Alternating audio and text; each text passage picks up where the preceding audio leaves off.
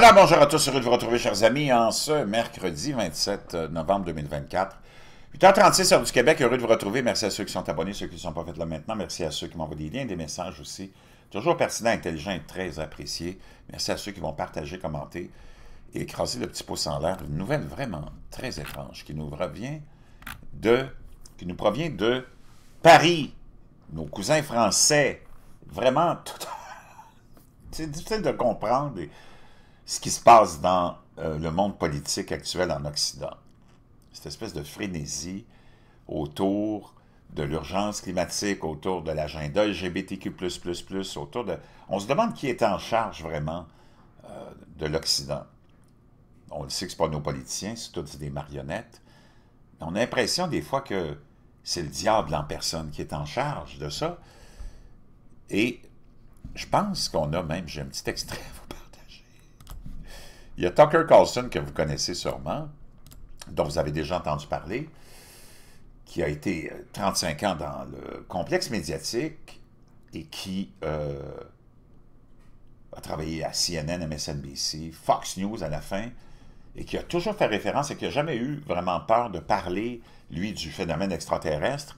Et maintenant qu'il est devenu indépendant, il a son propre réseau, est énorme, c'est quelqu'un de très influent, a eu des contacts et a toujours des contacts avec les gens des services de renseignement, des hauts gradés de Washington, du gouvernement américain, a fait une révélation, et la révélation est la suivante. Again, I know you're humble about this, but you've got amazing sources there. Like, Biden is not... Who is running the White House? Like, who is... Il pose la question à Tucker, qui dirige la Maison-Blanche? On sait que c'est pas Biden, il est en complet déclin intellectuel, cognitif, c'est pas Kamala Harris non plus qui est une marionnette. On a pensé peut-être un bout de temps que c'était le secrétaire d'État Anthony Blinken, mais Tucker Carlson, il dit, si vous m'aviez posé la question hier, je vous aurais dit Anthony Blinken.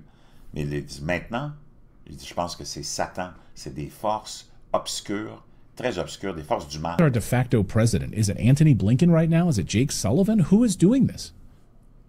Well, if you'd asked me yesterday morning, I would have said Tony Blinken, who's been running it since the beginning.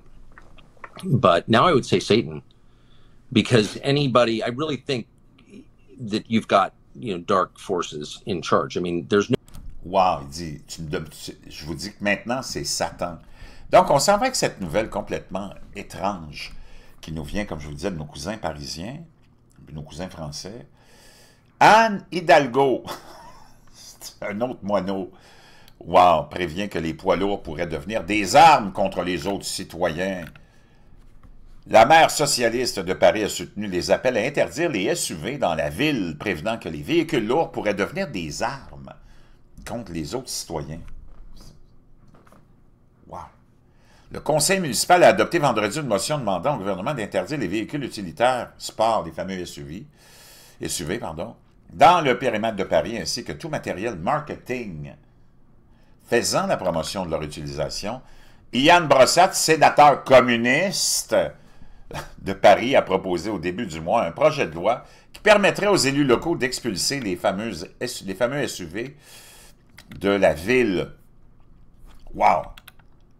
Le gouvernement d'Emmanuel Macron devrait accorder au Conseil le pouvoir de le faire.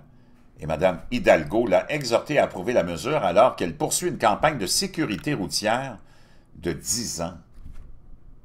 Wow! Cette mesure fait suite au décès de Paul Vary, un cycliste de 27 ans, qui a été heurté par un SUV dans le centre-ville à la suite d'un incident présumé de rage au volant le mois dernier. Le conducteur de la Mercedes a depuis été accusé d'homicide. La mort de... que tu sois en SUV ou en voiture, si tu as la rage au volant, c'est sûr que tu vas arriver au même résultat. Le pauvre cycliste, il serait passé aussi.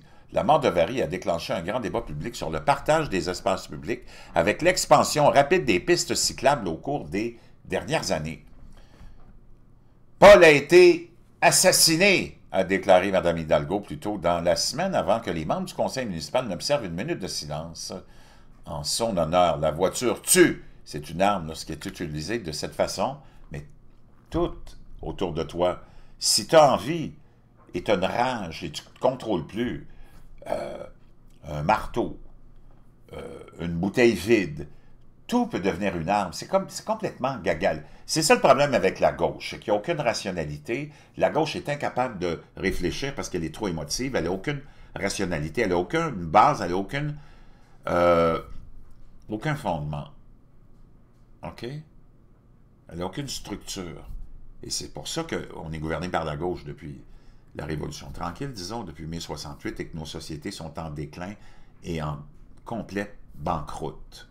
Parce que ces gens-là sont perdus. La gauche est perdue. Elle a un seul et unique but aussi, c'est d'imposer son mode de vie, son idéologie. Elle ne veut pas seulement le vivre pour elle, elle veut te l'imposer de façon autoritaire.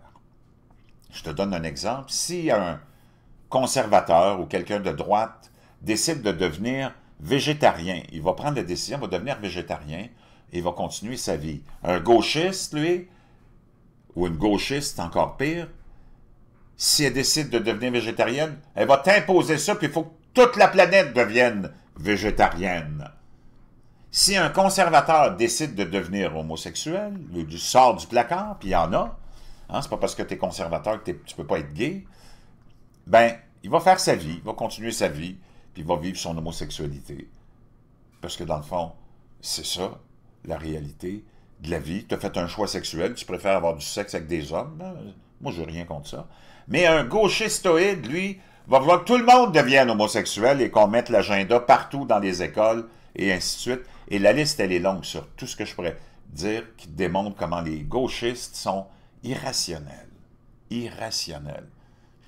À les entendre, ça n'a pas de logique de s'attaquer au SUV, ça n'a pas de rationalité. Comprends-tu? Parce que ce qu'il faut reconnaître, c'est que c'est l'individu qui est un problème, pas l'automobile, pas les armes à feu, pas les couteaux, pas les ceci, pas les cela. C'est l'individu qui décide de commettre un acte, puis qu'il y a 6 milliards d'individus sur la planète, tu ne pourras jamais contrôler chaque individu. C'est complètement gaga. Ces gens-là sont très dangereux.